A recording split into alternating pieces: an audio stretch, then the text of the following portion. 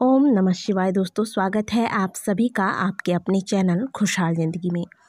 ज्येष्ठ मास का पहला प्रदोष व्रत 27 मई दिन शुक्रवार को रखा जाएगा। प्रत्येक महीने के दोनों पक्षों की त्रयोदशी तिथि को मनाया जाने वाला यह प्रदोष व्रत जिस दिन पड़ता है उस प्रदोष व्रत का नाम उसी दिन के नाम पर रखा जाता है। जैसे कि ज्येष्ठ मास का पहला प्रदोष व्रत 27 मई दिन शुक्रवार को पड़ेगा, इसलिए इस प्रदोष के व्रत को शुक्र प्रदोष के नाम से जाना जाएगा।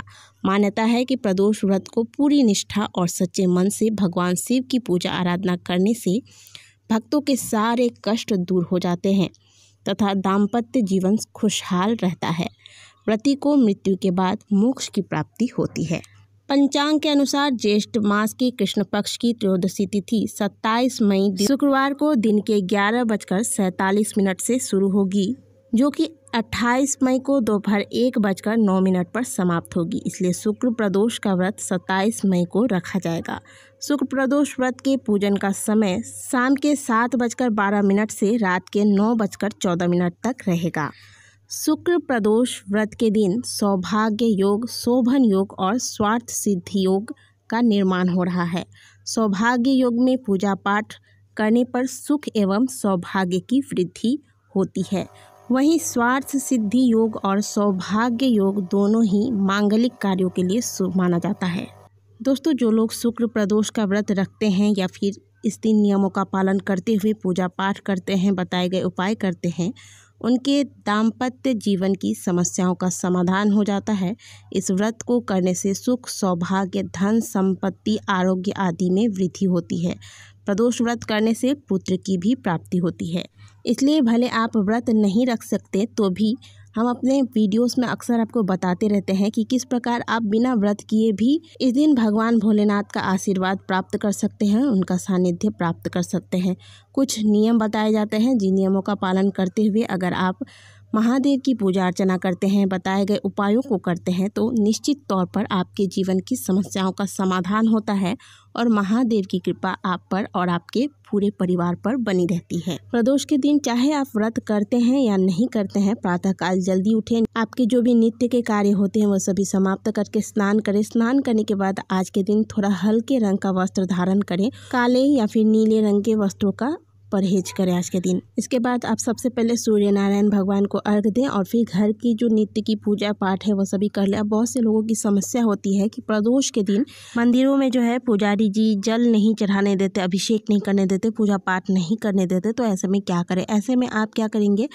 फिर भी आप प्रदोष के दिन प्रदोष काल में मंदिर जरूर जाए। भले आप अभिषेक नहीं कर सकते अपने हाथों से और बाकी सामग्रियां अर्पित नहीं कर सकते, तो भी आप इस दिन मंदिर अवश्य जाएं। कहा जाता है कि प्रदोष के दिन प्रदोष काल में शिवालयों में, शिव मंदिरों में महादेव और माता पार्वती साक्षात रूप में विराजमान होते हैं। इसीलिए प्रदोष के दिन प्रदोष काल में मंदिर अवश्य जाएं। आप पूजा पाठ नहीं कर सकते तो भी कम से कम आप एक दिया तो अवश्य जला सकते हैं। मंदिर में जाकर एक घी का दिया ले जाए, धूप इत्यादि लेकर जाएं और वहां मंदिर में दीपक जलाएं। वहां मंदिर में बैठकर थोड़ी देर भगवान भोलेनाथ के किसी भी मंत्र का जाप करें या फिर शिव चालीसा का पाठ करें। और कुछ नहीं हो सकता तो कम से कम आप मंदिर में जो आरती होती है उस आरती का ही दर्शन करें। इससे भी आपको प्रदोष काल में किए जाने वाले प्रदोष पूजा का फल प्राप्त होता है। और अगर आपके द्वारा ये भी संभव नहीं हो पा रहा है, किसी विवशता की वजह से आप ये भी नहीं कर सकते हैं, तो भी शिव महापुराण की कथा कहती है कि आप प्रदोष के दिन प्रदोष काल में लक्ष्मी प्राप्ति की कामना यदि आप रखते हैं तो लक्ष्मी प्राप्ति की कामना करते हुए महादेव का स्मरण करें और अपने घर के मुख्य द्वार पर घर के अंदर प्रवेश करते वक्त जो आपका दाहिना साइड आता है घर का, उस तरफ एक दिया लगा दें। इससे भी आपको महादेव की कृपा की प्राप्ति होती है। और ये सारी बातें मैं आपको यूं ही नहीं बोल रही हूँ, इसका वर्णन स्वयं शिव महापुराण में किया गया है और ये हमने स्वयं भी अनुभव किया है कि ये जो दिया वाला मैंने आपको बताया है कि जो लोग व्रत नहीं करते, पूजा पाठ नहीं करते, मंदिर नहीं जा पाते, अगर ऐसे में आप प्रदोष के दिन प्रति प्रदोष को आप नियम बना लेते हैं कि प्रदोष काल में घर के मुख्य द्वार पर भगवान भोलेनाथ का स्मरण करते हुए दिया लगाएंगे, तो आप निश्चित तौर पर अपने जीवन में कुछ ना कुछ सकारात्मक बदलाव तो अवश्य देखेंगे। प्रदोष के ये दोनों उपाय आपके जीवन में सकारात्मक बदलाव लाने के लिए काफ़ी हैं। लेकिन फिर भी जो लोग पूजा पाठ कर सकते हैं मंदिर जाकर, वैसा नहीं कि जो लोग मंदिर जाकर पूजा पाठ कर सकते हैं वो भी मंदिर ना जाए, आलस्य करके घर में ही यह उपाय करें, ऐसा आपको नहीं करना है। जो लोग विवश हैं, नहीं कर पाते हैं, उनको ये दोनों कार्य कर लेना है। लेकिन जो लोग मंदिर जा सकते हैं, पूजा पाठ कर सकते हैं, उनको मंदिर अवश्य जाना चाहिए। अब बात करते हैं शुक्र प्रदोष के दिन किए जाने वाले कुछ खास उपायों के बारे में। दोस्तों, शुक्रवार का प्रदोष सौभाग्य में वृद्धि कराता है तथा शुक्र ग्रह को मजबूत करता है, और जिसके कुंडली में शुक्र ग्रह मजबूत होते हैं उसे जीवन में ऐश्वर्य, सुख, समृद्धि की प्राप्ति होती है।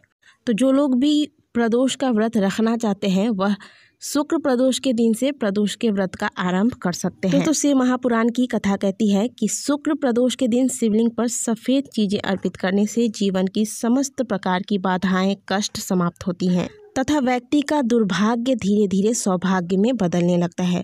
तो वो कौन सी चीज़ें हैं जो शुक्र प्रदोष के दिन आपको शिवलिंग पर अर्पित करनी चाहिए, चलिए वो जानते हैं। सबसे पहली चीज़ है चीनी। दोस्तों, अपने दोनों हाथों की अंजनी में आपको शक्कर भर के ले लेना है, और फिर जिस प्रकार से आप दोनों हाथों से पुष्पांजलि समर्पित करते हैं शिवलिंग पर, उसी प्रकार से दोनों हाथों से आपको महादेव के मंत्रों का उच्चारण करते हुए शिवलिंग पर शक्कर अर्पित करना है। यह कार्य आप अपने घर के बच्चों से भी करवा सकते हैं। अगली चीज़ है दही। दोस्तों, आज के दिन दही से भगवान भोलेनाथ का अभिषेक करना अत्यंत ही महत्वपूर्ण और खास बताया गया है। इसके प्रभाव से कुंडली में शुक्र ग्रह मजबूत होते हैं। शुक्र ग्रह के मजबूत होने से आपके जीवन में सुख, ऐश्वर्य की वृद्धि होती है। पति पत्नी के बीच का जो संबंध है वह मधुर होता है। ऐसे अनगिनत लाभ हैं। तो आज के दिन आप शिवलिंग पर दही अवश्य चढ़ाएं।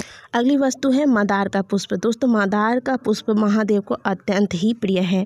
जैसे कि महादेव को भांग, धतूरा, बिल्वपत्र इत्यादि प्रिय है, उसी प्रकार से मंदार का पुष्प भी उन्हें अत्यंत ही प्रिय है। प्रदोष के दिन, प्रदोष काल में यदि महादेव को आप एक मंदार का पुष्प भी अर्पित करते हैं तो इसका फल आपको 1000 गुना अधिक प्राप्त होता है। जैसे कि आपको हमने बताया कि आज शुक्र प्रदोष है, और शुक्र प्रदोष की पूजा अर्चना इत्यादि करने से व्यक्ति के जीवन में सुख समृद्धि आती है। तो इसलिए आपको आज के दिन सफ़ेद रंग के मंदार के पुष्प लेने हैं और इसका माला तैयार कर लेना है। और जो माला आप तैयार करते हैं उस दौरान आपके मन में चिंतन केवल महादेव का होना चाहिए। और फिर प्रदोष काल में जब आप पूजा कर रहे होते हैं तो यह माला आप महादेव के शिवलिंग पर अर्पित करें। एक तो शुक्र प्रदोष का दिन, ऊपर से प्रदोष काल, ऐसे में अगर आप यह माला महादेव का स्मरण करते हुए तैयार करके महादेव के मंदिर में जाकर उनके शिवलिंग पर अर्पित करते हैं तो निश्चित तौर पर आपके जीवन की जो भी बाधाएं हैं वह महादेव की कृपा से समाप्त होंगी। आज के दिन महादेव को सफ़ेद रंग के चंदन अवश्य अर्पित करें। अगली चीज है गंगा जल। महादेव को अत्यंत ही प्रिय है गंगा जल, तभी तो महादेव ने अपनी जटाओं में गंगा जी को धारण कर रखा है। और कहा जाता है कि जो भी भक्त प्रदोष के दिन, प्रदोष काल में गंगा जल से महादेव का अभिषेक करते हैं उस व्यक्ति पर महादेव की कृपा सदैव बनी रहती है। तो इसीलिए आज के दिन शुद्ध जल में गंगा जल मिलाकर महादेव का अभिषेक अवश्य करें। तो दोस्तों, शुक्र प्रदोष के दिन प्रदोष काल में महादेव के मंदिर में जाएं, पूजा अर्चना करें और बताए गए सामग्रियों को आज के दिन पूजा में अवश्य शामिल करें। महादेव के मंदिर में बैठकर थोड़ी देर उनके मंत्रों का जाप करें और फिर अंत में महादेव की आरती इत्यादि करके घर को वापस आए। जो लोग व्रत नहीं करते हैं वो लोग इस दिन ब्रह्मचर्य का पालन करें और सात्विक भोजन ग्रहण करें।